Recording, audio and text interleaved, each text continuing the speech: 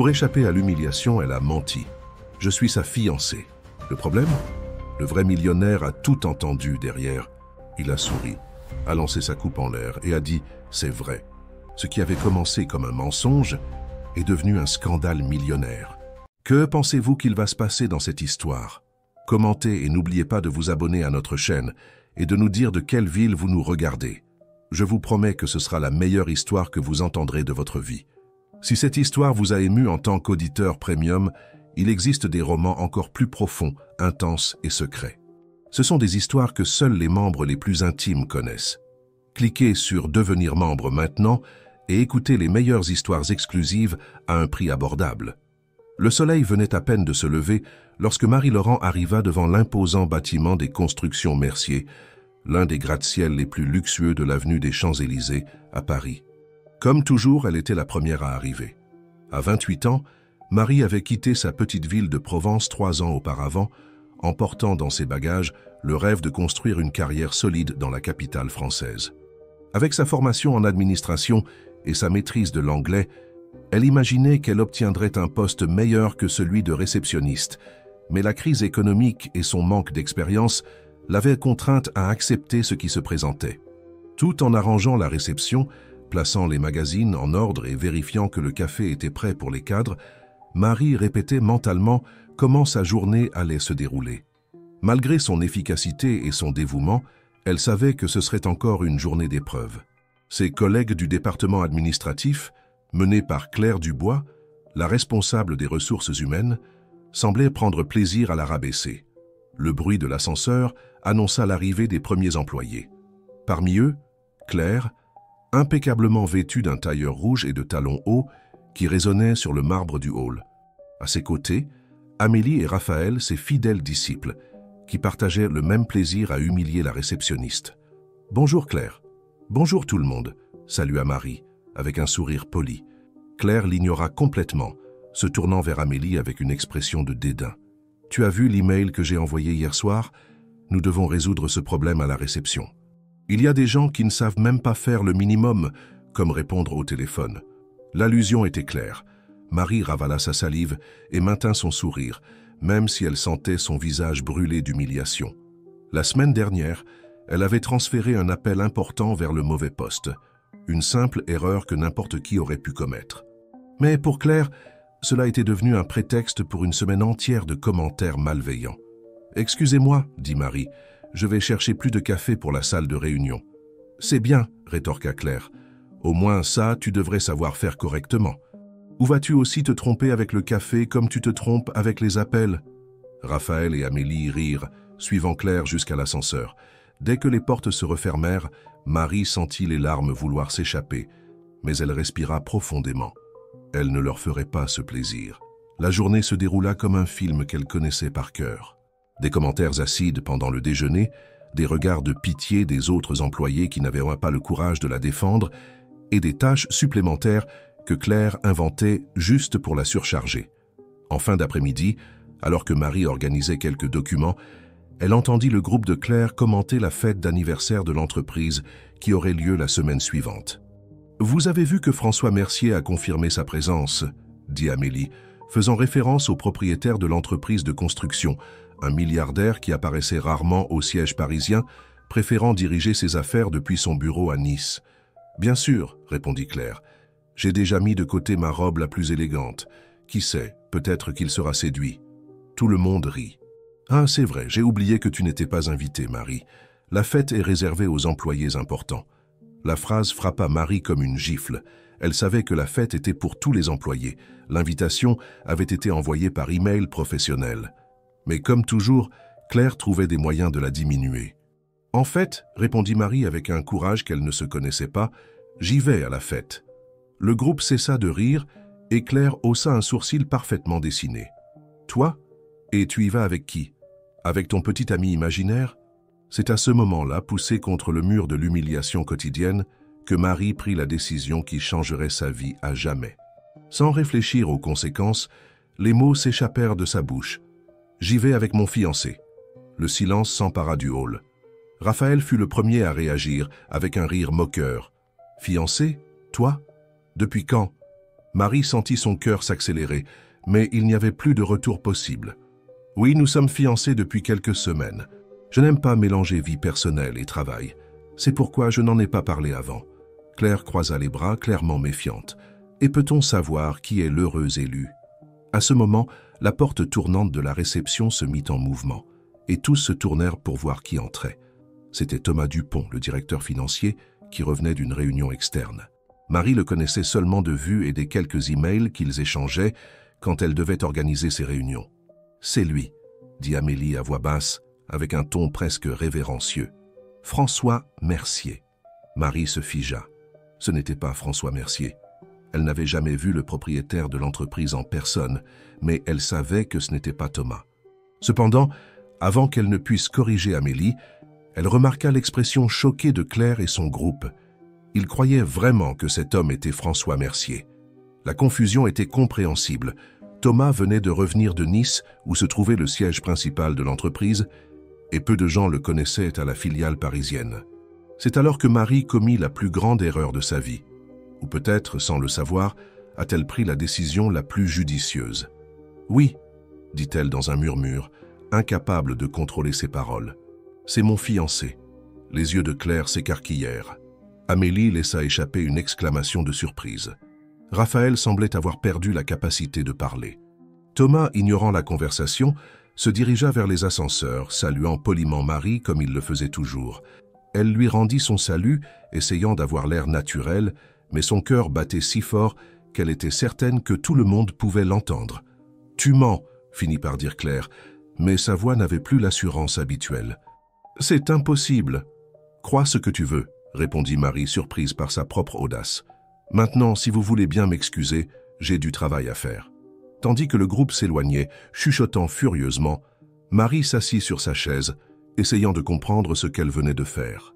Elle avait menti en prétendant être fiancée à l'homme que tout le monde croyait être François Mercier, le milliardaire propriétaire de l'entreprise.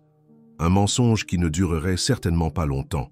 Ce que Marie ne savait pas, c'est que, du 30e étage de l'immeuble, à travers les caméras de sécurité qui surveillaient la réception, quelqu'un observait la scène avec intérêt. François Mercier, le véritable propriétaire des constructions Mercier, arrivé discrètement plus tôt ce jour-là pour une inspection surprise, regardait tout avec un sourire intrigué. « Qui est cette réceptionniste ?» demanda-t-il à son assistant. « Marie Laurent, monsieur. Elle travaille avec nous depuis presque 2 ans. Excellent employé selon les rapports de performance. » François continua d'observer l'écran, voyant Marie travailler avec dévouement, malgré l'évidente nervosité après la confrontation. « Intéressant », murmura-t-il, plus pour lui-même que pour l'assistant. « Très intéressant. » Marie rentra chez elle ce soir-là avec l'impression de porter le poids du monde sur ses épaules.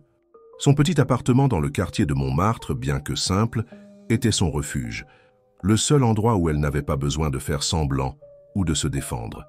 Elle jeta son sac sur le canapé et s'assit, couvrant son visage de ses mains. Comment avait-elle pu inventer un mensonge aussi absurde? Être fiancée à l'homme que tout le monde pensait être François Mercier. C'était de la folie. « Je dois devenir folle », murmura-t-elle au chat persan qui se frottait contre ses jambes. Tartine, son fidèle compagnon, miaulait comme s'il comprenait sa détresse. Le téléphone sonna, la faisant sursauter. C'était Julie, sa seule amie dans l'entreprise, qui travaillait au département juridique et déjeunait souvent avec elle. « Marie, est-ce vrai ce qu'on raconte ? Que tu es fiancée à François Mercier. » La nouvelle s'était déjà répandue. Marie sentit un frisson dans son ventre. « Julie, j'ai fait une énorme bêtise. » Durant les 20 minutes suivantes, Marie raconta tout à son amie, les humiliations constantes, la confusion sur l'identité de l'homme, et comment, dans un moment de désespoir, elle avait confirmé ce qu'Amélie avait suggéré. « Mon Dieu, Marie, tu sais dans quoi tu t'es embarquée? Cet homme qui est entré n'est même pas François Mercier. C'est Thomas Dupont, le directeur financier. »« Je sais, » gémit Marie. « Mais ils ont pensé que c'était François et je n'ai pas pu me contrôler. J'en ai assez d'être piétinée tous les jours. » Il y eut un silence à l'autre bout de la ligne. « Julie, tu es toujours là ?»« Je réfléchis, » répondit l'ami. « Écoute, la situation est compliquée, mais il y a peut-être un bon côté. Personne ne va plus t'humilier maintenant qu'ils pensent que tu es fiancé au propriétaire de l'entreprise. Mais c'est un mensonge. et tôt ou tard, ils vont découvrir la vérité. D'ici là, tu gagnes un répit. Et qui sait, peut-être même que tu obtiendras un meilleur poste. Tu le mérites, Marie. Ton travail est impeccable, et tout le monde le sait. Marie n'était pas convaincue. Le mensonge pesait sur sa conscience. Mais en même temps, l'idée de ne plus être la cible des plaisanteries de Claire était tentante. « Je devrais faire face aux conséquences demain », dit-elle finalement. « Je n'ai pas le choix. » Le lendemain matin, Marie arriva au travail plus tôt que d'habitude. Elle voulait avoir le temps de se préparer mentalement pour ce qui allait venir. À sa grande surprise, en entrant dans le hall, elle trouva un immense bouquet de roses rouges sur son bureau. « Mais qu'est-ce que… » murmura-t-elle, s'approchant avec précaution. Il y avait une carte avec les fleurs. Les mains tremblantes, Marie l'ouvrit. « Pour ma fiancée, avec affection, Femme. »« Femme François Mercier ?» Impossible. Quelqu'un se jouait d'elle, ce ne pouvait être que ça. Peut-être Claire, voulant la faire tomber dans un piège. Avant qu'elle ne puisse réfléchir davantage à la question, elle entendit le bruit des talons de Claire résonner dans le hall. Elle était accompagnée, comme toujours, d'Amélie et Raphaël. Mais cette fois, il y avait quelque chose de différent dans son expression. Un mélange d'incrédulité et de respect forcé. « Bonjour Marie », dit Claire, avec un sourire qui n'atteignait pas ses yeux. « Je vois que tu as reçu des fleurs, comme c'est romantique. » Marie déglutit. « Bonjour Claire. Alors c'est vrai ? Toi et François. »« Je n'aime pas parler de ma vie personnelle au travail, » répondit Marie, se surprenant elle-même par la fermeté de sa voix. Claire jeta un regard significatif aux fleurs. « Eh bien, il semble que ton fiancé ne partage pas ce sentiment. Un geste si public ?» À ce moment, l'ascenseur s'ouvrit et Thomas Dupont en sortit, discutant avec animation avec un autre cadre. Il regarda Marie et fit un signe de tête, comme il le faisait toujours, sans montrer aucune familiarité particulière. Claire remarqua l'interaction et fronça les sourcils. « Il est discret, n'est-ce pas ? Très professionnel de sa part.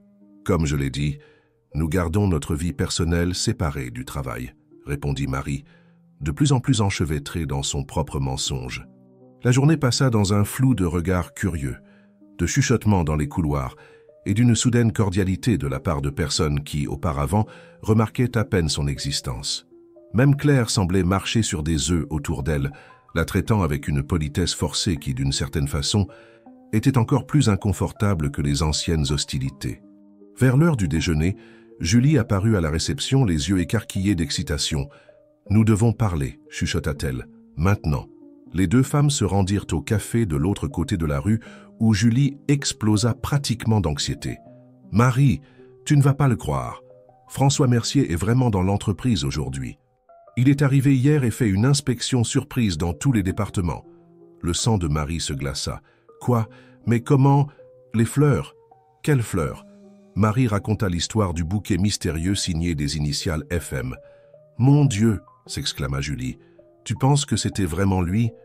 Mais comment aurait-il su pour ton mensonge? Je ne sais pas, mais ça devient de plus en plus compliqué. S'il découvre ce que j'ai dit, tu pourrais perdre ton emploi, » compléta Julie, se mordant la lèvre. « Mais ça peut aussi être juste une coïncidence. Peut-être que les fleurs viennent de quelqu'un d'autre. » Quand elles retournèrent à l'immeuble, Marie sentit tous les regards tournés vers elle. Les nouvelles sur la présence de François Mercier dans le bâtiment s'étaient répandues, et avec elles, les rumeurs sur ses fiançailles supposées. L'après-midi, alors qu'elle organisait du courrier, Marie entendit une voix masculine derrière elle. « Mademoiselle Laurent ?» Elle se retourna et faillit laisser tomber les enveloppes qu'elle tenait. Devant elle se tenait un homme grand, d'environ 40 ans, aux tempes grisonnantes et aux yeux bleus perçants. Il portait un costume impeccablement taillé qui criait le luxe dans chaque détail. Elle ne l'avait jamais vu en personne, mais elle le reconnut immédiatement d'après les photos dans les magazines d'affaires et sur le site de l'entreprise.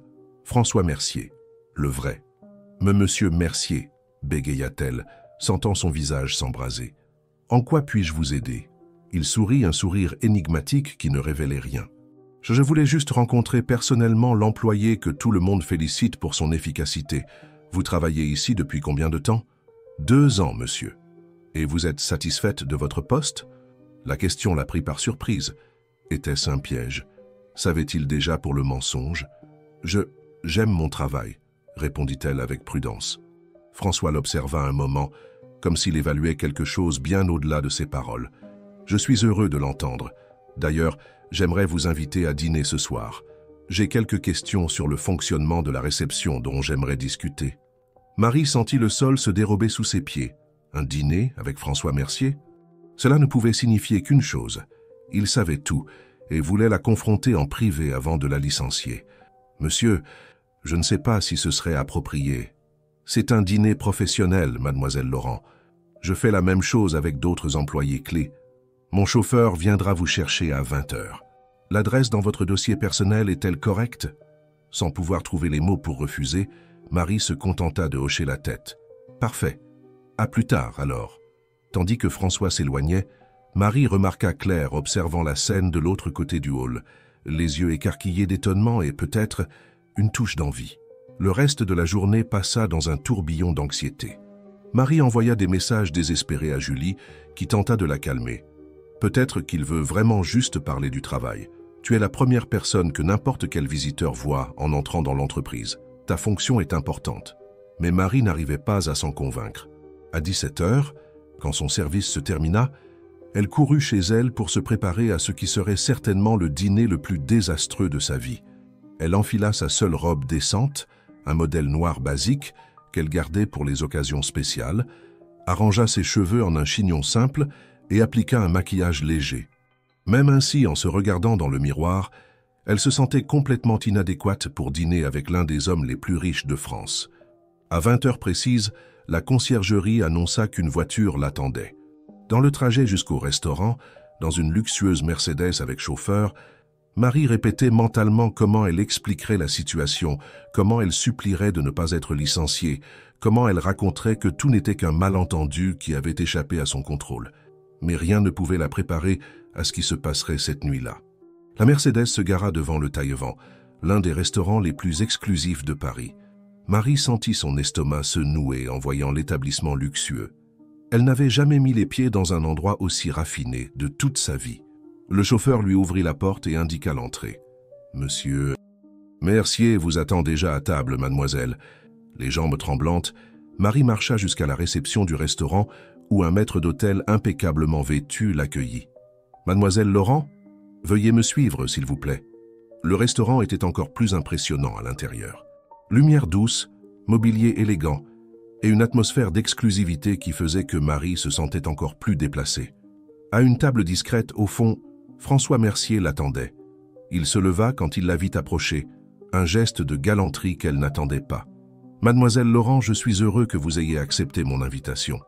Merci de m'avoir invité, monsieur. »« Mercier, » répondit-elle, essayant de contrôler le tremblement dans sa voix. « S'il vous plaît, appelez-moi François, » dit-il, indiquant la chaise en face de lui. « Quand nous sommes en dehors du cadre professionnel, je préfère laisser de côté les formalités. » Un serveur apparut silencieusement, servant de l'eau et présentant le menu.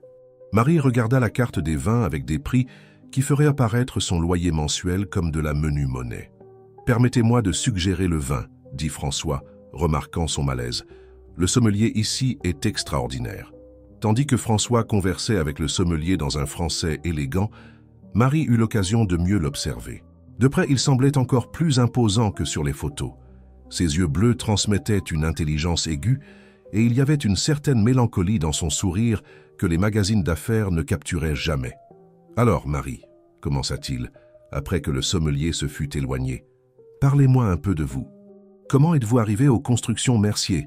La question la prit par surprise. Elle s'attendait à une accusation immédiate concernant le mensonge, pas à un intérêt sincère pour son histoire. « Je viens d'Aix-en-Provence, en Provence. J'ai toujours rêvé de travailler dans une grande entreprise à Paris. Quand j'ai vu le poste de réceptionniste aux constructions Mercier, j'ai pensé que ce serait une bonne opportunité pour commencer. Et ce fut le cas. La question était simple, mais chargée de sens. » Marie hésita. « Professionnellement, oui. J'ai beaucoup appris, mais, insista-t-il, ses yeux fixés sur elle. « Ce n'est pas toujours facile, » compléta Marie, décidant de ne pas entrer dans les détails sur les humiliations qu'elle subissait. François acquiesça comme s'il comprenait plus que ce qu'elle avait dit. « Vous savez, Marie, j'observe beaucoup plus que les gens ne l'imaginent. Une entreprise n'est pas faite seulement de chiffres et de contrats, mais de personnes. Et j'aime connaître les personnes qui font partie de mon entreprise. » Le serveur revint avec le vin en servant une petite quantité à François pour qu'il le goûte, Il approuva d'un signe de tête, et bientôt, leur verre à tous deux était plein. « À l'honnêteté », porta-t-il un toast, levant son verre. Marie sentit son visage s'embraser. C'était ça. Il savait pour le mensonge et ne faisait que jouer avec elle avant de la licencier. Les mains tremblantes, elle leva son verre. « À l'honnêteté », répéta-t-elle, la voix presque inaudible.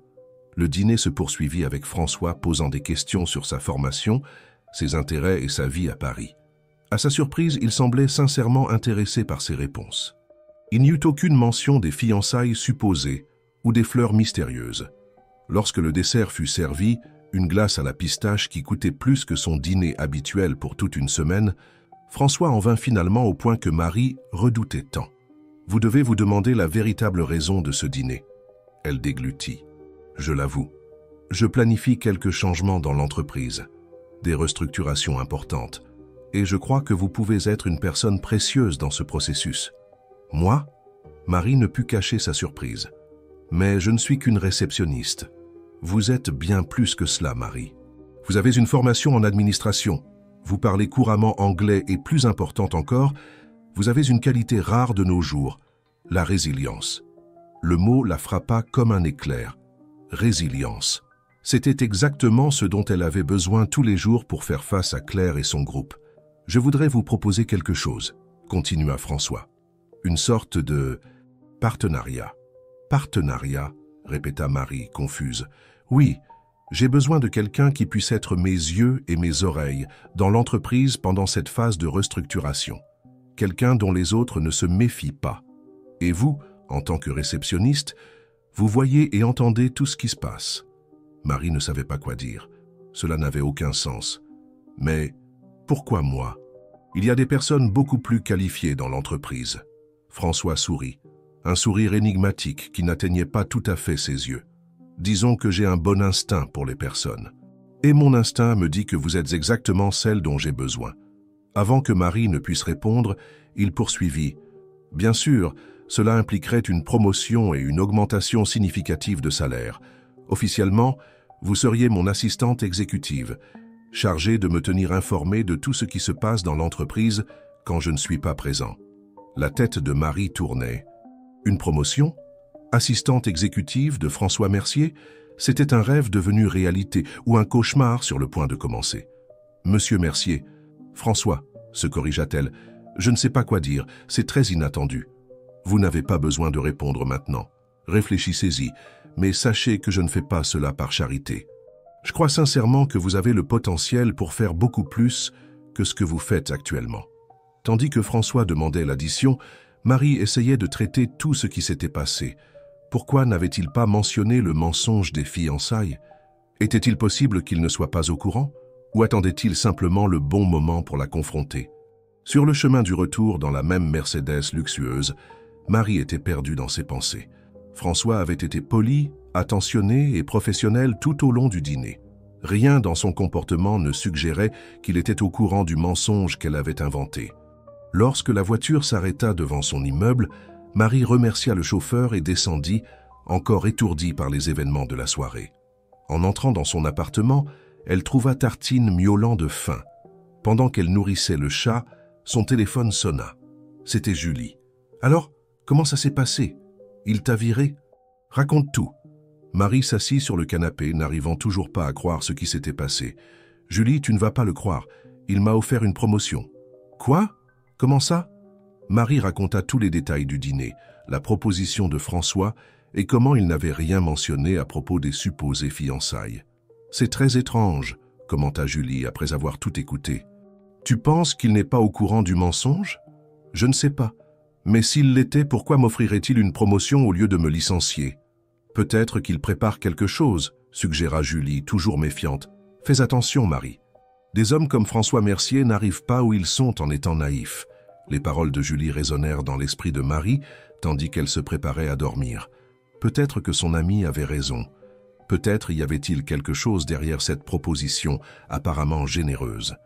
Le lendemain, en arrivant au travail, Marie trouva un autre bouquet sur son bureau, encore plus grand que le précédent. La carte disait simplement « Avez-vous réfléchi à ma proposition? FM ». Claire apparut quelques minutes plus tard, les yeux fixés sur les fleurs. Encore un cadeau de ton fiancé ?» demanda-t-elle, la voix chargée de sarcasme. « Bonjour à toi aussi, Claire », répondit Marie, décidant de ne pas alimenter les jeux de la superviseure. « J'ai entendu dire que tu as dîné avec François Mercier hier soir. Dois-je présumer qu'il est déjà au courant des fiançailles ?» Il y avait quelque chose dans la façon dont Claire prononça le mot « fiançailles » qui fit comprendre à Marie. Elle savait. Claire avait découvert que tout n'était qu'un mensonge. « Ce dont François et moi avons discuté ne regarde que nous », répondit Marie, surprise par sa propre audace. Claire se pencha sur le comptoir de la réception, rapprochant son visage de celui de Marie. « Tu as peut-être trompé les autres, mais pas moi. Je sais exactement ce qui se passe ici. Et crois-moi, ça ne va pas bien se terminer pour toi. » Avant que Marie ne puisse répondre, le téléphone de la réception sonna. C'était de la direction. « Mademoiselle Laurent, c'est la secrétaire de Monsieur Mercier. Il aimerait que vous montiez à son bureau immédiatement. » Le cœur de Marie s'emballa. « J'y serai dans 1 minute. » En raccrochant, elle remarqua le regard victorieux de Claire. « Des problèmes au paradis ?» provoqua la superviseure. Ignorant le commentaire, Marie organisa rapidement son bureau et se dirigea vers l'ascenseur. Pendant qu'elle montait au dernier étage, où se trouvait le bureau de François, 1000 pensées traversaient son esprit. Est-ce que Claire lui avait parlé du mensonge? Est-ce que maintenant, au lieu d'une promotion, elle recevrait un licenciement? Quand les portes de l'ascenseur s'ouvrirent, Marie respira profondément et marcha jusqu'à l'élégant bureau de la secrétaire exécutive. « Vous pouvez entrer, mademoiselle Laurent. Monsieur Mercier vous attend. » En ouvrant la porte de l'immense bureau, Marie trouva François debout, regardant par la fenêtre qui offrait une vue panoramique de Paris. Il se retourna en entendant la porte se fermer. « Marie, merci d'être venue si rapidement. S'il vous plaît, asseyez-vous. » Elle obéit, les mains tremblant légèrement. « Alors, commença-t-il, s'asseyant en face d'elle, avez-vous réfléchi à ma proposition ?» Marie fixa François, essayant de déchiffrer l'expression sur son visage. Il y avait quelque chose dans ses yeux, un mélange de curiosité et quelque chose d'autre qu'elle n'arrivait pas à identifier. « J'y ai réfléchi, » répondit-elle finalement, « et j'avoue que je suis encore confuse. Pourquoi moi? Il y a tant de personnes plus qualifiées dans l'entreprise. » François se leva et marcha de nouveau jusqu'à la fenêtre. Le soleil du matin illuminait Paris, faisant briller les gratte-ciel comme des cristaux. « Vous savez, Marie, quand j'ai construit cet empire, j'ai appris une leçon précieuse. Les personnes les plus précieuses ne sont pas toujours les plus évidentes. » Il se retourna pour la regarder. « Je vous ai observé. J'ai vu comment vous gérez des situations difficiles, comment vous gardez votre sang-froid même quand certaines personnes essaient de vous rabaisser. » Le cœur de Marie s'accéléra. Il savait pour Claire et les autres. « Alors vous, je sais plus que vous ne l'imaginez, » compléta-t-il. « Je n'ai pas construit un empire en étant inattentif aux détails. Et vous, Marie-Laurent, êtes un détail qui mérite de l'attention. » Elle déglutit, incertaine si elle devait se sentir flattée ou effrayée. « Et concernant la proposition, » continua François, se rasseyant, « je n'attendais pas une réponse immédiate, mais j'ai besoin de savoir si vous êtes prête à accepter ce défi. » Marie respira profondément. Une voix dans son esprit, qui ressemblait étrangement à celle de Julie, l'avertissait des risques. Mais une autre voix, plus forte, lui rappelait toutes les humiliations qu'elle avait subies et comment cela pourrait être sa chance de montrer sa vraie valeur. « J'accepte, » dit-elle finalement. Le visage de François s'illumina d'un sourire sincère, le premier qu'elle voyait depuis qu'elle l'avait rencontré. « Excellent, nous commencerons aujourd'hui même. Je vais informer les RH de votre nouvelle position. À partir de demain, vous aurez un bureau à cet étage, près du mien. » Marie ressentit une vague de vertige. Tout se passait trop vite. « C'est la réception. Nous embaucherons quelqu'un de nouveau. D'ailleurs, j'ai pensé que vous pourriez aider dans ce processus, puisque vous connaissez si bien la fonction. » La réunion se poursuivit pendant encore 1 heure, François expliquant les détails de ses nouvelles responsabilités. Quand elle quitta finalement le bureau, Marie se sentait flotter, comme si tout était un rêve duquel elle se réveillerait bientôt. À la réception, elle trouva Claire qui l'attendait avec un regard fulminant. « Que voulait François de toi ?» demanda-t-elle sans détour. Marie hésita un moment, savourant ce qu'elle était sur le point de dire. « Il m'a promu. À partir de demain, je serai son assistante exécutive. » Le visage de Claire se tordit en un mélange de choc et d'incrédulité. « Toi, assistante exécutive? Impossible. Il doit y avoir une erreur. »« Aucune erreur, » répondit Marie avec une assurance qu'elle ne se connaissait même pas. D'ailleurs, il m'a demandé d'aider à sélectionner mon remplaçant pour la réception. » Laissant Claire bouche bée, Marie retourna à son bureau, le cœur battant avec un mélange d'excitation et d'appréhension. Elle avait accepté le défi, mais le mensonge sur les fiançailles planait toujours comme une ombre menaçante. Si François le découvrait, ou pire, s'il le savait déjà et ne faisait que jouer avec elle, tout pourrait s'effondrer rapidement. Les semaines suivantes passèrent dans un tourbillon. Marie s'adapta rapidement à sa nouvelle position, apprenant les détails de l'empire Mercier et gagnant le respect des autres cadres. Son bureau, bien que plus petit que celui de François, était élégant et offrait une vue impressionnante de la ville. Plus surprenante encore était sa relation avec François. Ils travaillaient côte à côte quotidiennement et il semblait sincèrement apprécier ses opinions et ses idées. Pendant les déjeuners d'affaires et les réunions externes, il la présentait avec fierté comme son assistante indispensable. Pendant ce temps, le mensonge des fiançailles semblait avoir été oublié. Ni François ni personne d'autre n'abordait le sujet, bien que Marie remarquait encore des regards curieux et des chuchotements quand elle passait dans les couloirs. Claire, quant à elle, avait radicalement changé d'attitude. Elle traitait maintenant Marie avec une cordialité forcée, essayant toujours de plaire à la nouvelle assistante de François dans l'espoir d'obtenir des faveurs. C'était un revirement que Marie n'aurait jamais pu imaginer. Un vendredi après-midi, alors que la plupart des employés étaient déjà partis, François entra dans le bureau de Marie avec une expression inhabituelle sur le visage, presque nerveuse. « Marie, j'ai une invitation pour vous, » dit-il, s'asseyant sur la chaise en face de son bureau. « Bien sûr, François, de quoi s'agit-il ? Il y a un événement caritatif demain soir. Un gala organisé par la Fondation Mercier. Normalement, j'y vais seul, mais j'aimerais que vous m'accompagniez. » Marie sentit son cœur manquer un battement. « Un gala de charité ? Avec François ? En tant que votre assistante, vous voulez dire ?» Il hésita un moment, ses yeux bleus fixés sur les siens. « Pas exactement. J'aimerais que ce soit en tant que ma compagne, ma partenaire pour la soirée. » Le silence qui suivit semblait porter le poids de tous les mensonges et vérités non dites entre eux. « François, je ne sais pas quoi dire. »« Dites oui, » répondit-il simplement. « Je passerai vous chercher à 8 heures. » Avant que Marie ne puisse répondre, il sortit, la laissant avec 1000 pensées tourbillonnant dans son esprit. En rentrant chez elle, Marie appela immédiatement Julie. « Il m'a invité au gala de la Fondation Mercier, comme sa compagne, pas comme son assistante. »« Mon Dieu, Marie !» s'exclama Julie. « C'est, eh bien, je ne sais pas si c'est génial ou terrible. D'un côté, il semble qu'il s'intéresse vraiment à toi. De l'autre, il pourrait juste jouer la comédie à cause du mensonge des fiançailles, » compléta Marie. Mais Julie, il n'a jamais mentionné ça. Jamais. C'est comme si le mensonge n'existait pas. Ou comme s'il attendait le bon moment pour l'utiliser contre toi, suggéra Julie, toujours prudente. Marie passa toute la nuit à réfléchir, avec Tartine ronronnant à ses côtés comme pour essayer de la réconforter. Le lendemain, elle passa des heures à se préparer pour le gala. Avec son premier salaire d'assistante exécutive, elle avait acheté une robe bleu marine élégante, qui semblait maintenant parfaite pour l'occasion. À 8 heures précises, la conciergerie annonça l'arrivée de François. Marie descendit, le cœur battant fort contre sa poitrine. En la voyant, François sembla momentanément sans voix. « Vous êtes éblouissante », dit-il finalement. Le trajet jusqu'à l'hôtel où se tiendrait le gala fut silencieux, les deux perdus dans leurs pensées. À leur arrivée, Marie fut impressionnée par l'ampleur de l'événement. Des célébrités, des politiciens et les hommes d'affaires les plus influents du pays circulaient dans le salon décoré de fleurs et de cristaux. Nerveuse, demanda François, lui offrant une coupe de champagne. « Un peu, avoua Marie. Je n'ai jamais assisté à un événement comme celui-ci. »« Vous êtes née pour ça, » répondit-il, la guidant à travers le salon. « Regardez comme tout le monde vous observe déjà, admiratif. » C'était vrai. Marie sentait les regards la suivre, certains curieux, d'autres envieux, surtout quand François la présentait comme « Marie-Laurent, ma partenaire ce soir », sans mentionner sa position dans l'entreprise.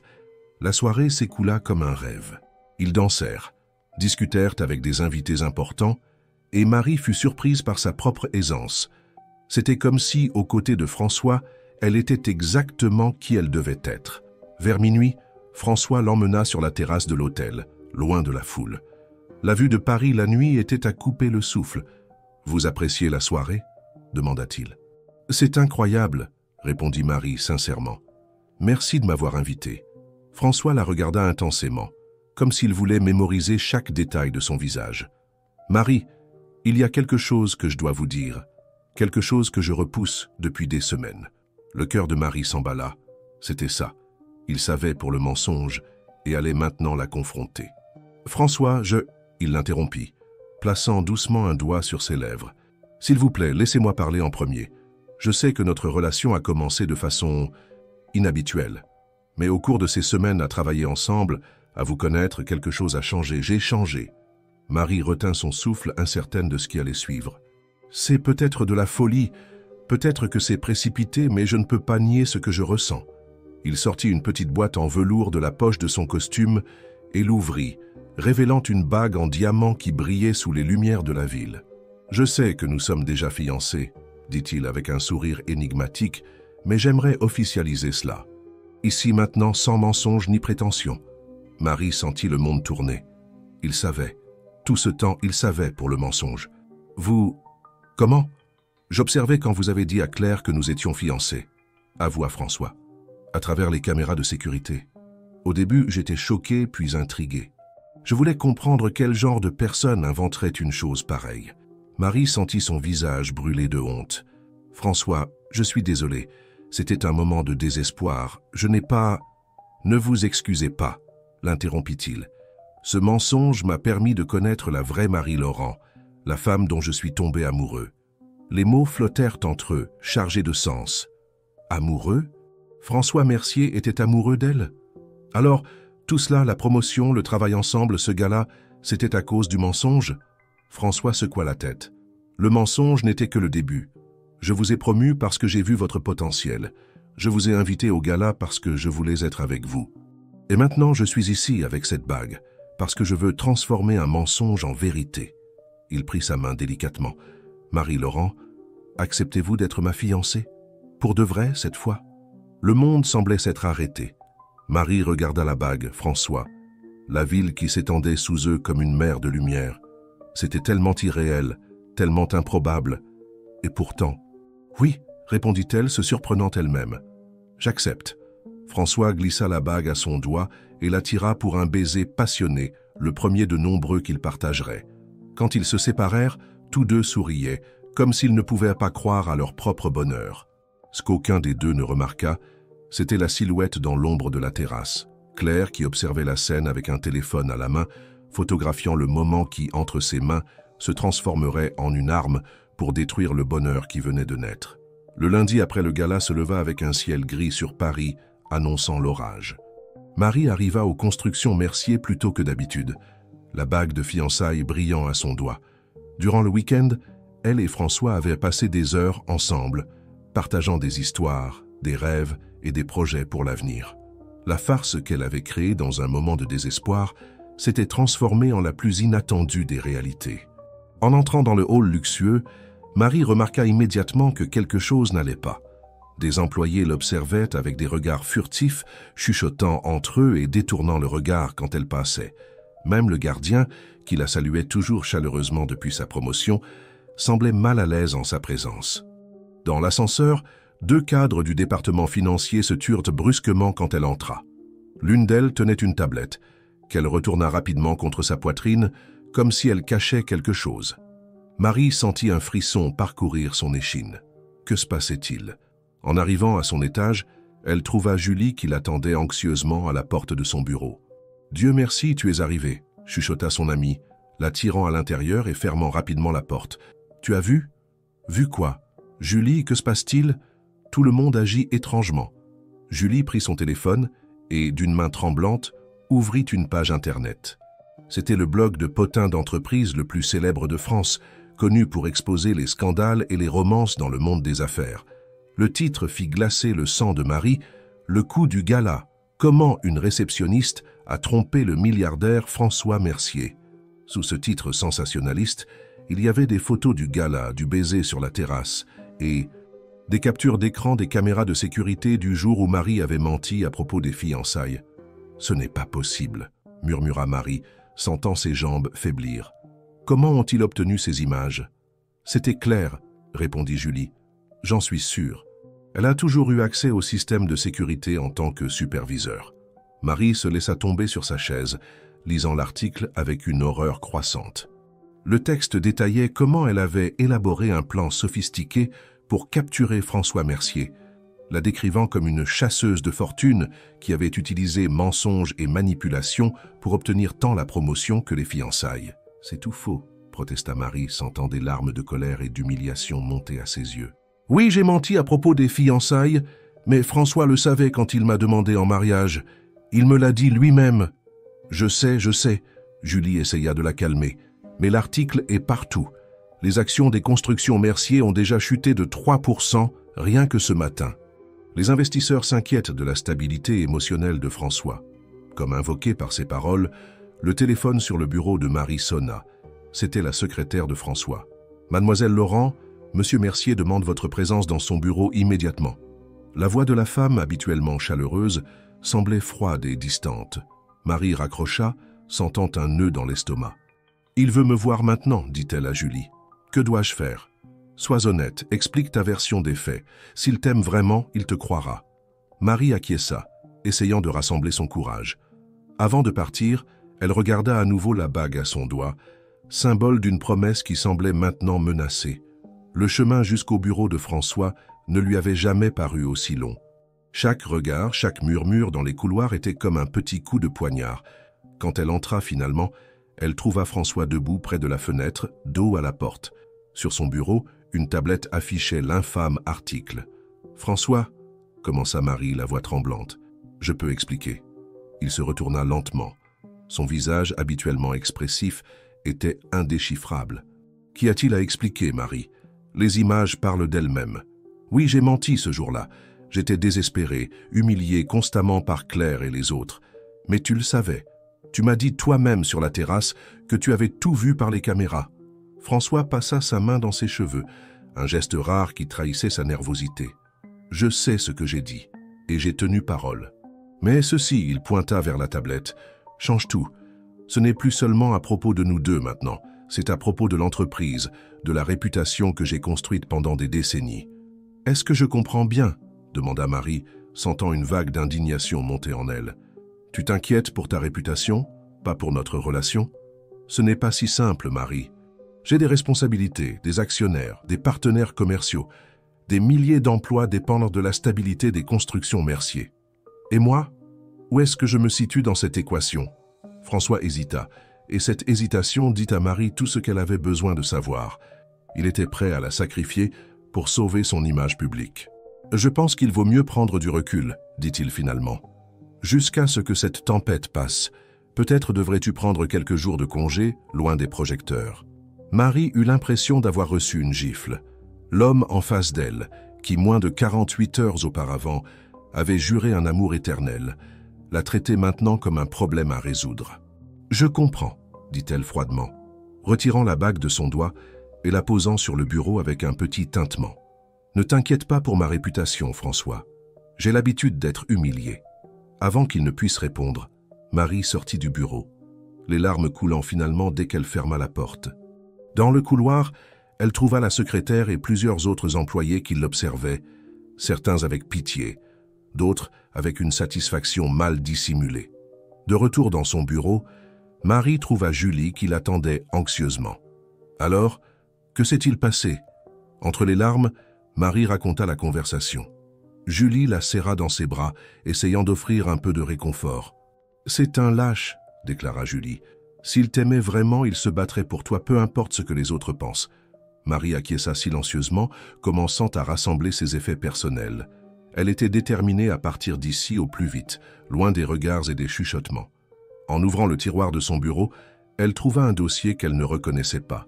À l'intérieur, il y avait des documents portant le tampon confidentiel des constructions Mercier. « Qu'est-ce que c'est ?» demanda Julie, s'approchant. Marie feuilleta les papiers, et peu à peu son expression de confusion se transforma en choc. « Ce sont des rapports internes sur le harcèlement moral dans l'entreprise, » expliqua-t-elle. « Des dizaines de cas, tous classés sans investigation. Et regarde ça, la majorité des plaintes sont contre Claire. Comment ces documents ont-ils atterri dans ton tiroir ?» Avant que Marie ne puisse répondre, on frappa à la porte. C'était Paul Martin, le timide assistant du département informatique qui parlait rarement à qui que ce soit. « Je peux entrer » demanda-t-il, visiblement nerveux. « J'ai besoin de te parler, Marie. C'est important. » Marie acquiesça, encore confuse par la découverte des documents. Paul entra et ferma la porte derrière lui. « C'est moi qui ai mis ce dossier dans ton tiroir, avoua-t-il. Je surveille les abus de Claire depuis des années, collectant des preuves. Quand j'ai vu ce qu'elle t'a fait, la fuite, les photos, j'ai décidé que c'était le moment pour quelqu'un de révéler la vérité. « Pourquoi tu te soucies de ça ?» demanda Marie, sincèrement surprise. Paul hésita, regardant le sol. « Parce que j'ai aussi été sa victime. Pendant 3 ans, Claire m'a humilié quotidiennement. Jusqu'à ce que j'aie une dépression nerveuse et que je sois transféré à l'informatique, où elle ne pouvait pas m'atteindre. » La révélation frappa Marie comme une vague. Paul continua. « Je ne suis pas le seul. Il y en a des dizaines. Certains ont démissionné, d'autres ont été transférés vers des filiales éloignées. Claire est protégée parce qu'elle a des informations compromettantes sur plusieurs cadres, y compris sur François. »« Quel genre d'informations » demanda Julie, de plus en plus intéressée. « Suffisamment pour détruire la carrière de n'importe qui, » répondit Paul. « Mais maintenant, elle a commis une erreur. En divulguant les images du système de sécurité, elle a violé plusieurs politiques de l'entreprise et même des lois sur la protection de la vie privée. » Marie regarda à nouveau les documents entre ses mains, une idée commençant à se former dans son esprit. « Tu penses que nous pourrions utiliser cela contre elle? Exposer ses abus ?» Paul acquiesça avec emphase. « C'est pourquoi je suis ici. J'ai vu comment tu as affronté Claire même quand tu n'étais qu'une réceptionniste. Maintenant, avec ta position et ces documents, nous pouvons enfin faire justice. » À ce moment, le téléphone de Marie sonna. C'était un message d'un numéro inconnu. « Je sais qui a divulgué les images. J'ai des preuves. Retrouve-moi au café du coin dans 30 minutes. Viens seul. » Marie montra le message à Julie et Paul. « Ça pourrait être un piège, » avertit Julie. « Et si c'était Claire essayant de t'humilier encore plus? Ou ça pourrait être quelqu'un qui veut vraiment aider, » argumenta Paul. « Quelqu'un comme moi qui en a assez des abus de Claire. » Marie réfléchit un moment. Elle avait tout à perdre, mais aussi tout à gagner. La vérité devait éclater, pas seulement pour elle, mais pour toutes les victimes de Claire. « Je vais rencontrer cette personne, » décida-t-elle. « Mais vous deux, venez avec moi. Vous resterez à une table séparée, observant tout. Si quelque chose tourne mal, appelez la sécurité. » Les 3 se mirent d'accord sur le plan et quittèrent le bâtiment séparément pour ne pas éveiller les soupçons. Au café, Marie choisit une table près de la fenêtre tandis que Julie et Paul se positionnaient stratégiquement dans un coin. Ponctuellement, une femme élégante entra dans le café. Marie la reconnut immédiatement. C'était Élise Moreau, l'ancienne assistante de François qui avait mystérieusement quitté l'entreprise 6 mois plus tôt, peu après l'arrivée de Claire. « Merci d'être venue, » dit Élise, s'asseyant en face de Marie. « Je suis désolée pour ce que tu traverses. Je sais exactement ce que tu ressens. C'est toi qui as envoyé le message? Comment as-tu obtenu mon numéro? » « J'ai mes contacts, » répondit Élise énigmatiquement. « Et oui, c'était moi. Parce que je crois que tu peux faire ce que je n'ai pas réussi à faire, exposer Claire et ses abus. » Marie étudia la femme en face d'elle, essayant de déterminer si elle pouvait lui faire confiance. « Pourquoi as-tu quitté l'entreprise si soudainement ?» Le visage d'Élise se durcit. « Parce que Claire m'a détruite comme elle essaie de le faire avec toi. La différence, c'est que je n'avais pas de preuves. Toi, tu en as. » Élise ouvrit son sac et en sortit une clé USB. « Voici toutes les preuves dont tu as besoin. Conversations enregistrées, emails, témoignages d'anciens employés. Et quelque chose de plus, la preuve que c'est Claire qui a divulgué les images du système de sécurité. » Marie prit la clé USB, un mélange d'espoir et de prudence dans son cœur. « Pourquoi m'aides-tu? »« Parce que quelqu'un doit arrêter Claire, » répondit simplement Élise. « Et toi, Marie-Laurent, tu sembles être la seule avec assez de courage pour le faire. » Tout en rangeant la clé USB, Marie sentit une nouvelle détermination grandir en elle. La situation avait changé. Ce n'était plus seulement question de sauver sa relation avec François ou sa réputation. Il s'agissait de justice, de vérité et de donner une voix à ceux qui avaient été réduits au silence depuis trop longtemps. « Que comptes-tu faire ?» demanda Élise. Marie regarda par la fenêtre, observant l'imposant bâtiment des constructions Mercier au loin. « Je vais faire ce que j'aurais dû faire depuis le début. Affronter la vérité, toute la vérité, peu importe à quel point elle est douloureuse. » À ce moment, son téléphone vibra avec une notification. C'était un autre article. cette fois encore plus sensationnaliste. Scandale aux constructions Mercier, des photos intimes du couple divulguées sur Internet. L'horreur de Marie ne fit qu'augmenter quand elle vit les images, des photos d'elle et François dans des moments privés, clairement prises à leur insu. L'humiliation publique atteignait maintenant un nouveau niveau, et le message était clair. Claire ne s'arrêterait pas jusqu'à ce qu'elle l'ait complètement détruite. La pluie s'abattit finalement sur Paris lorsque Marie, Julie, Paul et Élise se réunirent dans le petit appartement de Montmartre. Tartine, méfiant envers les visiteurs, observait le groupe depuis le haut d'une étagère. « Nous devons être stratégiques », dit Élise, tandis que Paul connectait la clé USB à l'ordinateur portable de Marie. Claire n'est pas seulement cruelle, elle est intelligente, et elle a des alliés puissants dans l'entreprise. Sur l'écran de l'ordinateur, des dizaines de fichiers apparurent, emails, enregistrements audio, témoignages écrits. Un véritable dossier sur les années de harcèlement psychologique perpétré par Claire Dubois. « Mon Dieu !» murmura Julie, lisant certains des récits. « C'est bien pire que ce que nous pensions. » Un des documents attira l'attention de Marie, une évaluation psychologique de Claire réalisée pendant son processus de recrutement et mystérieusement archivée. Le rapport indiquait des tendances narcissiques et des comportements potentiellement abusifs dans des environnements d'autorité. « Comment cela a-t-il pu être ignoré ?» demanda Marie, incrédule. « Parce que son frère est Maurice Dubois, l'un des plus grands actionnaires des constructions Mercier, » expliqua Élise. « Il a fait en sorte que ce rapport soit enterré et que Claire obtienne le poste. » Paul trouva un autre fichier, une vidéo de surveillance montrant Claire accédant au système de surveillance la nuit après le gala, copiant les images qui fuiteraient plus tard dans la presse. « Nous avons la preuve, » dit-il avec un sourire de satisfaction. « Elle a violé au moins 3 politiques de sécurité de l'entreprise et 2 lois fédérales sur la protection des données. » Pendant qu'ils examinaient les preuves, le téléphone de Marie ne cessait de sonner. Journalistes, collègues curieux, même sa mère de Provence qui avait vu les nouvelles et s'inquiétait. Mais un nom en particulier se distinguait parmi les appels manqués, François Mercier. Il avait essayé d'appeler 7 fois au cours des 2 dernières heures. « Tu vas répondre ?» demanda Julie, remarquant l'hésitation de son amie. « Pas encore », répondit Marie, mettant l'appareil en silencieux. « D'abord, nous devons résoudre ça. » Élise, qui analysait un ensemble spécifique d'emails, attira l'attention du groupe. « Vous devez voir ça. » Ce sont des emails échangés entre Claire et son frère Maurice. Elle mentionne un plan pour renverser François et prendre le contrôle de l'entreprise. « Comment serait-ce possible ?» questionna Paul. « François est le fondateur et l'actionnaire majoritaire. »« Pas exactement, » corrigea Élise. « Après le divorce tumultueux de François il y a 5 ans, son ex-femme Monique a obtenu 23% des actions. François a conservé 39%. Les 38% restants sont répartis entre divers actionnaires, Maurice étant le principal d'entre eux avec 15%. Marie commença à comprendre le tableau plus large. Donc, si Maurice parvenait à convaincre Monique de s'allier avec lui, exactement, confirma Élise. Ils auraient 38% contre 39% de François. Il leur suffirait de 2% supplémentaires d'autres actionnaires mineurs pour le destituer. Et où Claire s'inscrit-elle dans tout ça ? Demanda Julie. Elle est leur arme à l'intérieur de l'entreprise, expliqua Paul. Collectant des informations compromettantes, sabotant des projets et maintenant essayant de déstabiliser François émotionnellement à travers toi, Marie. La révélation tomba comme une bombe. Marie n'était pas seulement victime d'une superviseure abusive, elle était un pion dans un jeu beaucoup plus grand de pouvoir corporatif. C'est pour ça que François a reculé si rapidement après la fuite, réalisa Marie. Il a dû sentir la menace sur le contrôle de l'entreprise. Probablement Maurice ou quelqu'un proche de lui l'a déjà mis sous pression, mentionnant les inquiétudes des actionnaires, acquiesça Élise.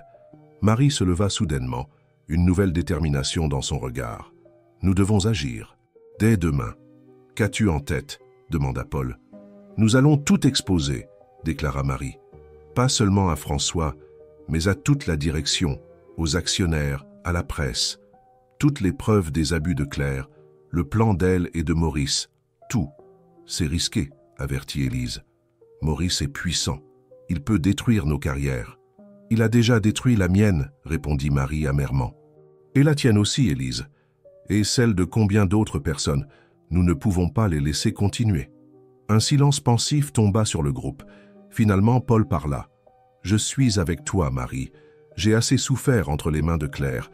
Il est temps d'en finir. »« Moi aussi, » dit Julie, serrant la main de son amie. Élise hésita un peu plus longtemps, mais finit par acquiescer. « Faisons-le, ensemble. » Cette nuit-là, tandis que l'orage frappait Paris, les 4 travaillèrent sans relâche, organisant l'épreuve, préparant des présentations, rédigeant un rapport détaillé sur des années de harcèlement psychologique et de conspiration d'entreprise. À 3 heures du matin, épuisés mais satisfaits, ils avaient un plan complet pour le lendemain. Marie vérifia enfin son téléphone. En plus des 7 appels, François avait laissé un message vocal. Le cœur serré, elle l'écouta. « Marie, j'ai commis une erreur, une terrible erreur. Je n'aurais pas dû reculer, je n'aurais pas dû laisser les opinions des autres affecter ce que je ressens pour toi. S'il te plaît, rappelle-moi dès que tu entends ce message. Nous devons parler. Je t'aime. » Les derniers mots résonnèrent dans le silence de l'appartement. Julie, qui avait entendu le message, regarda son amie avec inquiétude. « Que vas-tu faire » Marie soupira, un mélange d'émotions contradictoires dans sa poitrine. « Je vais suivre le plan. Si François m'aime vraiment, il sera à mes côtés quand la vérité éclatera. » Au matin, les 4 se rendirent aux constructions Mercier séparément pour ne pas éveiller les soupçons. Marie, qui occupait officiellement encore le poste d'assistante exécutive, utilisa son autorité pour convoquer une réunion extraordinaire de la direction, alléguant une crise de sécurité qui menace la stabilité de l'entreprise. À 9 heures précises, la salle de réunion du 30e étage était pleine. Directeur, manager, représentants des principaux actionnaires et bien sûr François Mercier. Claire était également présente, un sourire de supériorité sur son visage, apparemment convaincue qu'elle avait déjà gagné. François regarda Marie avec une expression complexe. Regret, espoir, confusion. Elle maintint son visage neutre, professionnel, bien que son cœur battît rapidement. « Mesdames et messieurs, » commença Marie, sa voix étonnamment ferme, « je vous remercie de votre présence ce matin. J'ai convoqué cette réunion pour présenter des preuves d'une grave menace à l'intégrité et à l'avenir des constructions Mercier. » Des murmures parcoururent la salle. Claire se pencha en avant, son expression soudainement alerte. « Ces derniers jours, vous avez tous suivi des nouvelles concernant ma vie personnelle. J'ai été exposée, humiliée publiquement, dépeinte comme une opportuniste. Mais aujourd'hui, je ne suis pas ici pour parler de moi. Je suis ici pour parler de quelque chose de bien plus grand. » D'un clic sur la télécommande, Marie lança la présentation qu'ils avaient préparée pendant la nuit. Documents, témoignages, statistiques sur les cas de harcèlement moral dans l'entreprise.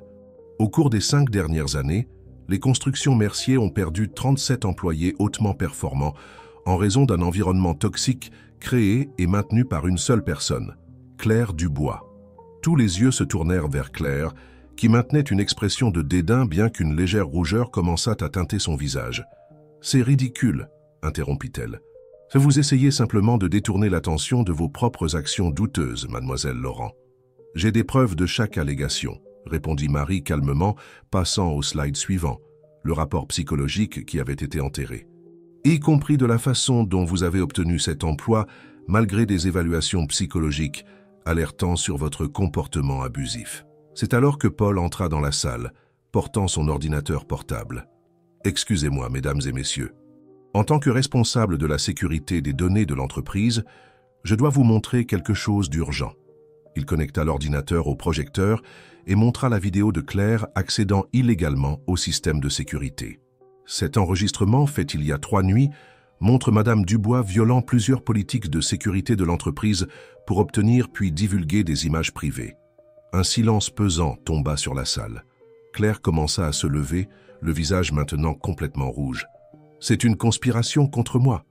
Vous n'avez pas le droit. »« Nous avons tous les droits, » interrompit Élise entrant dans la salle. « Tout comme nous avions droit à un environnement de travail exempt de harcèlement. » François, qui jusqu'alors observait tout en silence, parla enfin. « Élise, que fais-tu ici ? » « Je fais ce que j'aurais dû faire il y a 6 mois, quand j'ai été forcée de démissionner après des mois de torture psychologique, » répondit-elle, regardant directement Claire. Marie reprit la présentation, montrant maintenant les emails échangés entre Claire et son frère Maurice. Et ceci, mesdames et messieurs, est le plus grave de tout. La preuve d'une conspiration pour déstabiliser le leadership de François Mercier et prendre le contrôle de l'entreprise. Les murmures dans la salle augmentèrent considérablement. Un des directeurs, visiblement choqué, demanda « Est-ce vrai, Claire ?» Avant qu'elle ne puisse répondre, la porte de la salle s'ouvrit à nouveau. C'était Maurice Dubois, accompagné de 2 avocats. « Quelle mascarade est-ce là ?» vociféra-t-il. « Comment osez-vous diffamer ma sœur de cette manière ?» François se leva, affrontant Maurice. « Tu étais au courant de cette conspiration ?» « Ne sois pas ridicule, François. Ma sœur essayait simplement de protéger l'entreprise de tes décisions impulsives. D'abord, tu promeus une réceptionniste sans qualification au poste d'assistante exécutive, puis tu annonces des fiançailles avec elle après quelques semaines de connaissances. Les actionnaires sont inquiets, et à juste titre. Alors tu admets que tu prévoyais de me renverser ?» demanda François, la voix dangereusement calme. Maurice rit avec dédain. « Prévoir ? C'est déjà fait, mon cher. Ce matin, avant cette réunion de cirque, j'ai reçu une procuration de Monique. Avec ses 23%, plus mes 15%, plus les 5% que j'ai obtenus du groupe Lefebvre, j'ai déjà 43% des actions. Plus que suffisant pour convoquer une assemblée extraordinaire et voter ta destitution. » La salle tomba dans un silence abasourdi. François semblait avoir vieilli de 10 ans en quelques secondes. C'est à ce moment que Julie, qui était restée silencieuse au fond de la salle jusqu'alors, fit un pas en avant. « Je suis désolé d'interrompre ce moment dramatique, Monsieur Dubois, mais je pense que vous devriez voir ceci avant de célébrer votre victoire. » Elle lui tendit un dossier. À l'intérieur, il y avait un seul document, un contrat de vente d'actions. « Qu'est-ce que c'est ?» demanda Maurice confus. « Un contrat signé hier soir par Monique Mercier, » expliqua Julie, qui travaillait au département juridique, vendant toutes ses actions à François. « Impossible !» cria Maurice, feuilletant frénétiquement le document. « Je lui ai parlé ce matin. »« Vous avez parlé à sa secrétaire qui s'est fait passer pour Monique, » corrigea Julie. « Une tactique que nous avons apprise de vous, d'ailleurs. » François, aussi surpris que tous les autres, regarda Julie pour une explication. « Comment est-ce arrivé ?» Julie sourit discrètement. « Disons que j'ai quelques contacts dans le cabinet d'avocats qui représente votre ex-femme. Quand j'ai appris le plan de Maurice, je l'ai contacté. Monique ne vous aime peut-être pas beaucoup, François, mais elle déteste encore plus l'idée que Maurice Dubois contrôle l'entreprise qui porte votre nom. » Maurice se laissa tomber sur une chaise, le visage pâle. Claire, à ses côtés, semblait sur le point de s'évanouir. « Cela signifie, continua Julie, que François détient maintenant 62% des actions. Une majorité incontestable. Un par un, les directeurs et managers commencèrent à applaudir. François, encore en train de traiter ce retournement de situation, regarda Marie avec admiration et quelque chose de plus, une demande silencieuse de pardon. Mais avant qu'il ne puisse parler, Claire se leva brusquement. « Vous ne comprenez pas? Elle vous a tous manipulé. Cette réceptionniste insignifiante vous a trompé, tout comme elle a trompé François. » La salle entière se tut, tous les regards tournés vers la femme qui, depuis si longtemps, semait la peur et l'insécurité dans toute l'entreprise. « Ça suffit, Claire, » dit François fermement. « Vous êtes licenciée. Et votre frère est banni de toute implication avec les constructions Mercier. Vous ne pouvez pas me faire ça, » cria-t-elle, avançant de façon menaçante vers Marie. « Tu vas le regretter, espèce de... » Paul et un autre directeur intervinrent rapidement, retenant Claire avant qu'elle ne puisse atteindre Marie. « Sécurité » appela François par l'interphone. « S'il vous plaît, escortez Madame Dubois et Monsieur Dubois hors du bâtiment, immédiatement. » Tandis que Claire et Maurice étaient escortés dehors, entre protestations et menaces, la salle éclata en applaudissements spontanés. Des années de peur et d'oppression prenaient enfin fin. François s'approcha de Marie, les yeux brillants d'émotion contenue. « Marie, je... » Mais elle l'interrompit d'un geste. « Pas ici, François. Pas maintenant. Nous avons beaucoup à nous dire, mais ce n'est pas le moment. » Il acquiesça, respectant sa décision. « Quand tu seras prête. » La réunion fut levée, François annonçant une enquête complète sur tous les cas de harcèlement moral dans l'entreprise et des mesures pour garantir que quelque chose comme cela ne se reproduise jamais. Tandis que tous sortaient, Marie resta dans la salle regardant par la fenêtre la ville qui s'étendait en contrebas. Elle avait remporté une bataille importante, non seulement pour elle-même, mais pour tous ceux qui, comme elle, avaient été méprisés et humiliés. Cependant, son cœur était encore partagé. François avait hésité quand elle avait le plus besoin de lui. Pourrait-elle lui faire confiance à nouveau? Pourrait-elle donner son cœur à quelqu'un qui, au premier test, avait choisi sa réputation plutôt que l'amour? Et il y avait autre chose, quelque chose que personne ne savait encore, pas même Julie, sa confidente la plus proche. Quelque chose qui compliquait encore plus sa décision concernant son avenir avec François. Marie porta la main à son ventre, un geste instinctif et protecteur. Le test de grossesse qu'elle avait fait la veille, au milieu de tout ce chaos, s'était révélé positif. 2 semaines s'écoulèrent après la confrontation dans la salle de réunion. Les constructions Mercier vivaient une transformation sans précédent. François avait instauré une politique de tolérance zéro contre le harcèlement moral, créé un canal anonyme pour les dénonciations et engagé une entreprise de conseil spécialisée dans la santé mentale en milieu professionnel. Paul avait été promu directeur de la sécurité informatique et Julie avait assumé un poste important au département juridique. Élise, quant à elle, avait accepté de revenir dans l'entreprise comme directrice des ressources humaines, avec la mission de reconstruire la culture organisationnelle. Quant à Marie, elle avait demandé un congé pour une durée indéterminée. Elle avait besoin d'espace pour traiter tout ce qui s'était passé et surtout pour décider quoi faire concernant la grossesse qu'elle n'avait encore révélée à personne. En ce samedi matin, sous un ciel étonnamment bleu pour l'hiver parisien, Marie marchait dans le jardin du Luxembourg, observant les familles qui profitaient de cette journée ensoleillée. Des couples main dans la main, des enfants qui couraient, des personnes âgées nourrissant les canards du lac, des scènes d'une normalité qui semblait si éloignée de sa propre vie tumultueuse. Son téléphone vibra. C'était Julie. « Tu lui as déjà dit ?» demanda son amie sans détour, dès que Marie décrocha. « Bonjour à toi aussi, Julie », répondit Marie, avec un sourire fatigué. « Et non, je ne lui ai toujours pas dit. »« Marie, ça fait 2 semaines. François t'appelle tous les jours, t'envoie des fleurs, des messages. L'homme est clairement repentant et amoureux. Tu ne penses pas qu'il mérite de savoir qu'il va être père ?» Marie s'assit sur un banc au bord du lac, observant les canards qui nageaient paisiblement. « Ce n'est pas si simple. Il m'a abandonné au moment où j'avais le plus besoin de lui, Julie. Il a choisi sa réputation, son entreprise, ses actionnaires, tout sauf moi. Les gens font des erreurs, Marie, surtout quand ils sont sous pression. Et il s'est efforcé de réparer les choses. » Marie soupira. C'était vrai. Depuis la confrontation avec Claire et Maurice, François avait respecté sa demande d'espace. Mais il lui faisait savoir chaque jour qu'il l'attendait, qu'il voulait une seconde chance. « J'ai peur, Julie », avoua Marie, la voix tremblante. Peur de lui faire confiance à nouveau et d'être déçue. Peur de créer des attentes et de les voir brisées. Et maintenant, ce n'est plus seulement à propos de moi, c'est aussi à propos de notre enfant. Tu as toujours été courageuse, Marie. Tu as affronté Claire quand tu n'étais qu'une réceptionniste. Tu as organisé cette réunion et tout exposé, même en risquant ta carrière. Le courage n'est pas l'absence de peur, c'est agir malgré elle. Les paroles de Julie résonnèrent dans l'esprit de Marie, tandis qu'elle observait une jeune famille non loin. Père, mère et un bébé qui faisait ses premiers pas hésitants, soutenu par les grandes mains protectrices du père. « Tu as raison, » dit-elle finalement. « Je dois lui parler. Aujourd'hui. Dieu merci, il était temps. Tu veux que je vienne avec toi? Non, c'est quelque chose que je dois faire seule. Merci, Julie. Pour tout. » Après avoir raccroché, Marie resta assise quelques minutes de plus, rassemblant son courage.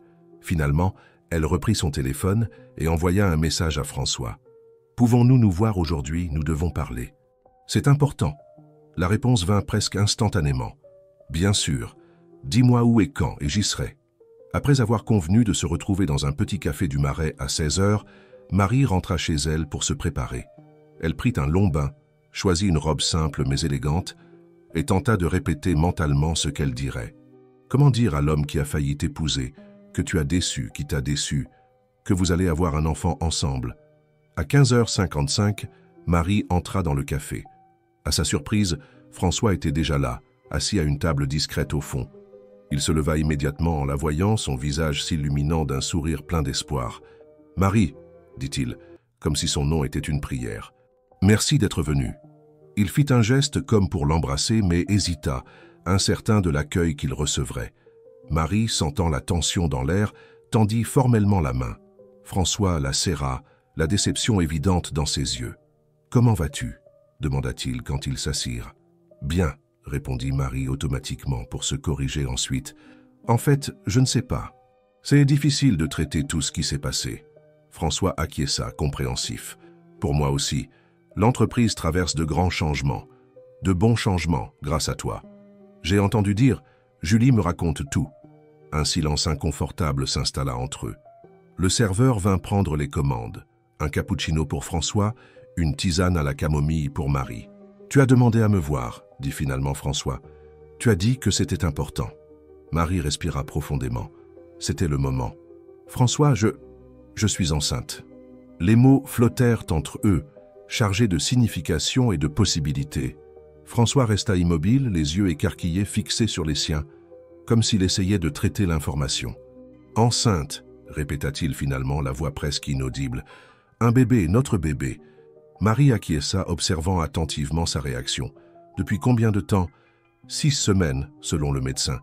Je l'ai découvert la nuit avant la confrontation avec Claire. » François tendit la main par-dessus la table, comme s'il voulait toucher le ventre encore imperceptible de Marie, mais s'arrêta au milieu du geste, incertain. « Pourquoi ne me l'as-tu pas dit plus tôt ?»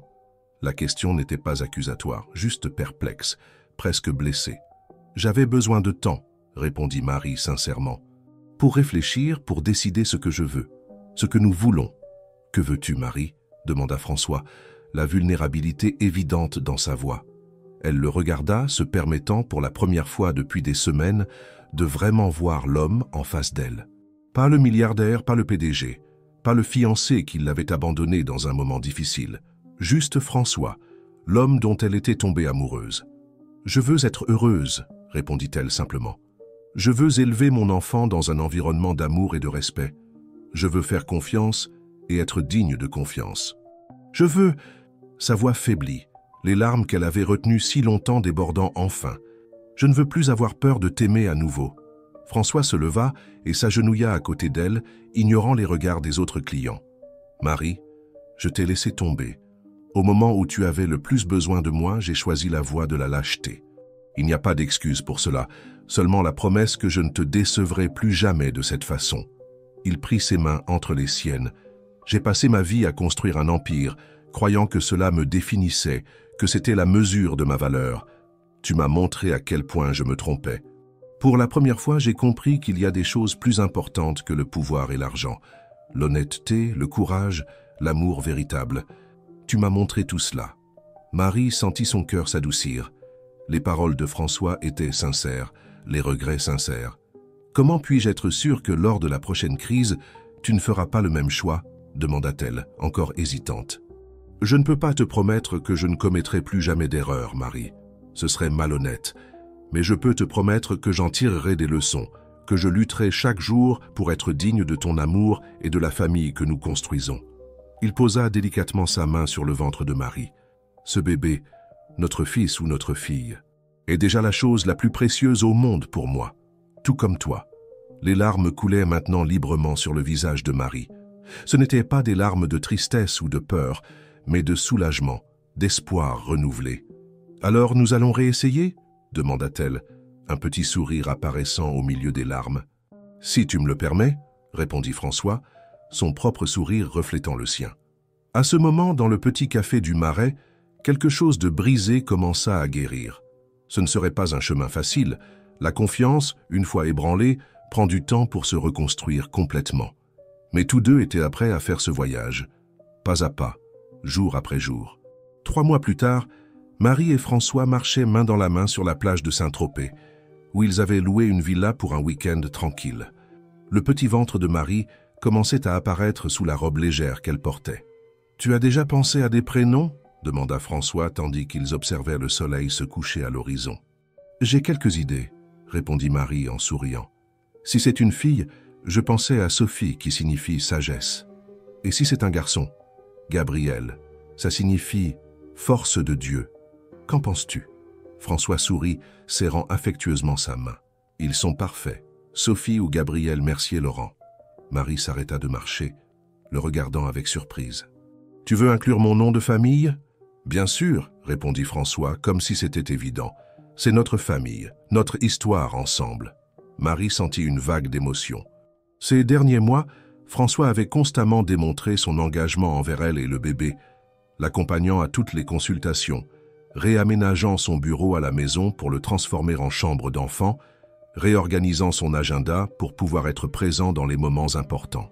« En parlant de notre histoire, continua François, soudain nerveux. « Il y a quelque chose que j'aimerais te demander. » Il s'agenouilla sur le sable devant elle, sortant une petite boîte en velours de sa poche.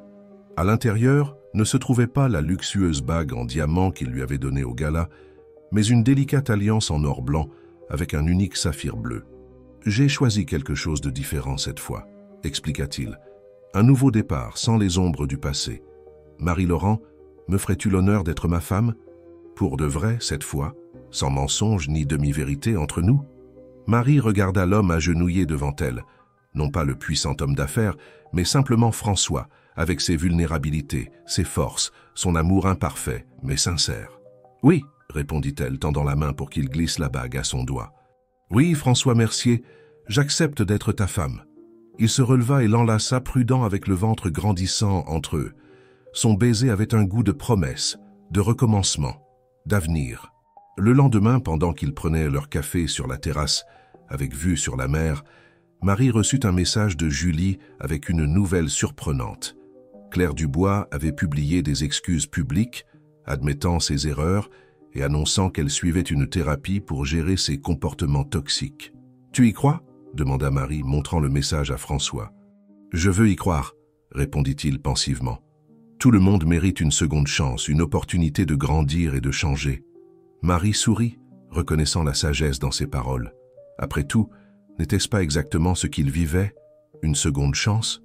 6 mois plus tard, lors d'une cérémonie intime dans un château près de Nice, Marie et François échangèrent des vœux d'amour éternel avec la petite Sophie Mercier-Laurent, âgée de seulement 2 semaines, dormant paisiblement dans les bras de sa grand-mère maternelle. La réception fut animée par un ensemble de jazz, avec des invités sélectionnés, de vrais amis et des proches. Paul était là avec son compagnon, ainsi qu'Élise et son mari. Julie, bien sûr, était la demoiselle d'honneur, radieuse dans sa robe bleue. À la surprise de tous parmi les invités, se trouvait également Claire Dubois, visiblement transformée, plus humble, plus gentille. Durant la fête, elle s'approcha de Marie pendant que François tenait la petite Sophie. « Merci de m'avoir invitée, » dit Claire, la voix basse et sincère. « Je ne méritais pas d'être ici après tout ce que j'ai fait. »« Tout le monde mérite une seconde chance, » répondit Marie, répétant les paroles que François avait prononcées des mois auparavant. Claire sourit timidement. « Je travaille dans une ONG qui aide les victimes de harcèlement moral. J'essaie de réparer un peu du mal que j'ai causé. » Avant que Marie ne puisse répondre, Sophie commença à pleurer, et François s'approcha, remettant le bébé dans les bras de sa mère. La petite se calma immédiatement en sentant la chaleur familière. « Elle est magnifique », commenta Claire, observant la scène avec un mélange d'admiration et de nostalgie. « Vous êtes une belle famille. » Quand Claire s'éloigna, François enlaça Marie par derrière, appuyant son menton sur son épaule pour admirer leur fille. « Heureuse ?» demanda-t-il, la voix douce à son oreille. Marie regarda autour d'elle. Les amis qui l'avaient soutenue dans les moments difficiles, l'homme qui avait prouvé qu'il était digne de son amour, la fille qui représentait un avenir plein de possibilités. « Plus que je n'aurais jamais imaginé possible », répondit-elle, se tournant pour l'embrasser. En ce moment, sous les étoiles du ciel de la Côte d'Azur, entourée d'amour et de nouvelles possibilités, Marie pensa à quel point la vie pouvait être surprenante. Ce qui avait commencé comme un mensonge désespéré s'était transformé en la plus belle des vérités. Un amour réel, une famille, un nouveau départ. Leur histoire, aussi improbable que vraie, était un rappel que parfois les chemins les plus tortueux peuvent mener aux destinations les plus merveilleuses. Et qu'au final, le courage d'affronter la vérité, aussi douloureuse soit-elle, est le premier pas pour construire un bonheur authentique et durable.